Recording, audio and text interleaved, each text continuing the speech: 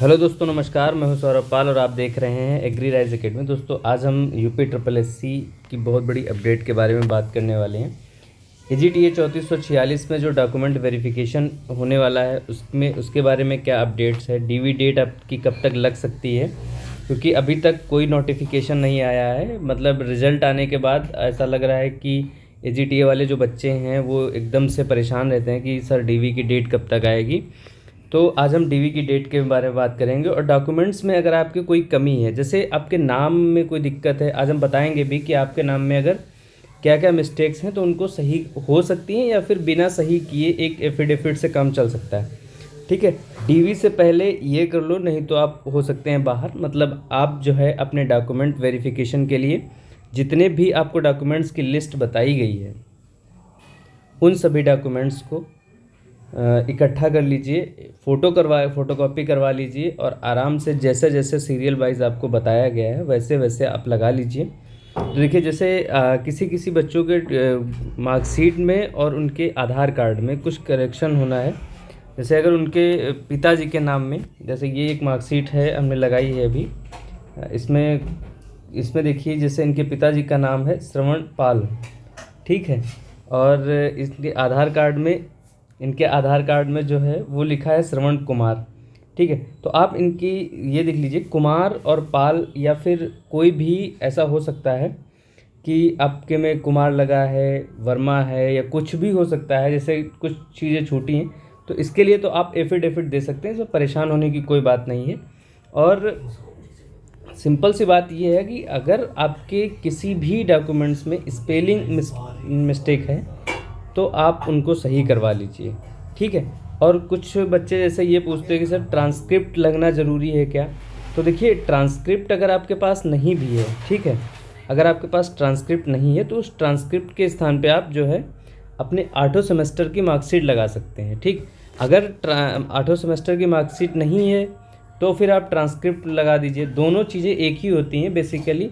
Transcript में भी वही लिखा होता है और ट्रांसक्रिप्ट में भी first semester, second semester, third semester, fourth semester, ऐसे कर करके आठों सेमेस्टर के आपके सब्जेक्ट वाइज मार्क्स दिए रहते हैं। ऐसे ही आपके हर सेमेस्टर की जो मार्कशीट दी होगी उसमें भी आपको वैसे ही मार्क्स दिए रहेंगे हर सब्जेक्ट के। ठीक है, तो आपको परेशान होने की ज़रूरत नहीं है। अगर आपके डॉक्यूमेंट्स में कोई भी कमी है तो आप उसको आसानी से, अगर करेक्ट हो सकता है, अगर हो सकता है अपडेट, तो करवा लीजिए, नहीं तो घबराने वाली कोई बात नहीं है। आप एक एफिडेविट बनवा के आयोग में सबमिट कर देना कि ये व्यक्ति एक ही हैं।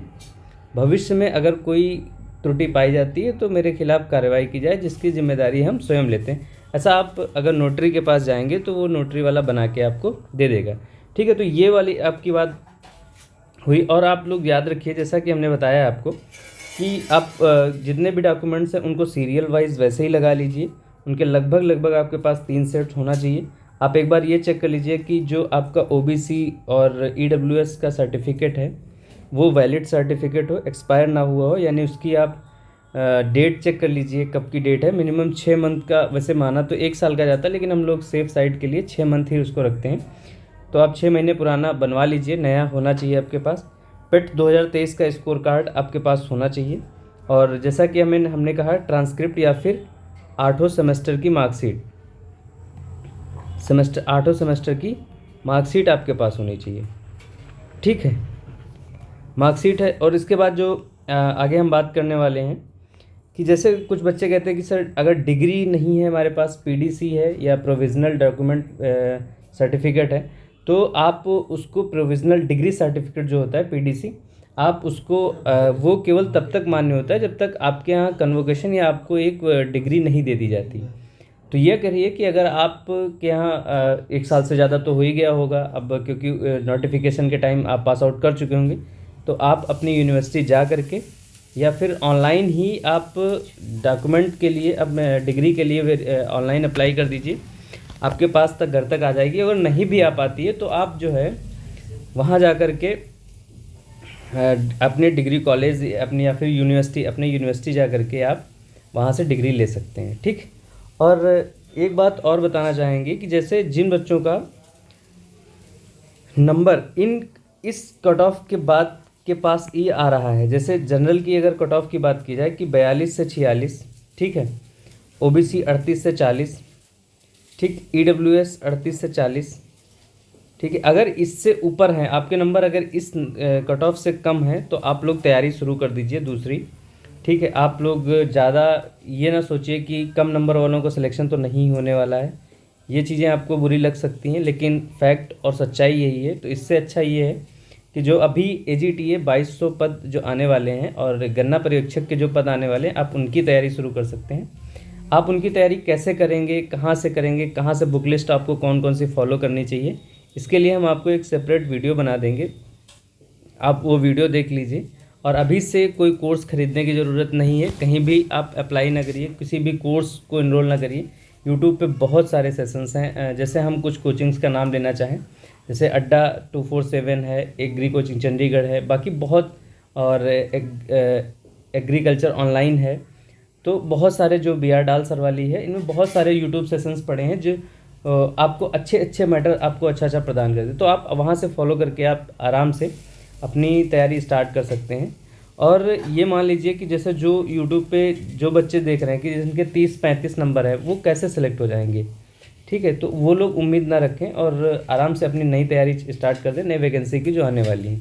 थैंक यू सो मच दोस्तों, ये वीडियो आपको कैसी लगी। और हाँ, अगर कोई भी डॉक्यूमेंट्स आपके पास नहीं है तो इतना ज़्यादा परेशान होने की ज़रूरत नहीं। UPSSC आयोग में जब डॉक्यूमेंट वेरिफिकेशन होता है तो आपको प्रॉपर एक टाइम दे दिया जाता है किसी भी डॉक्यूमेंट्स को सबमिट करने के लिए, आपको उसके स्थान पर एक एफिडेविट आपसे ले लिया जाता है। तो आपको विद इन टाइम वो डॉक्यूमेंट्स आयोग में जमा करना होगा।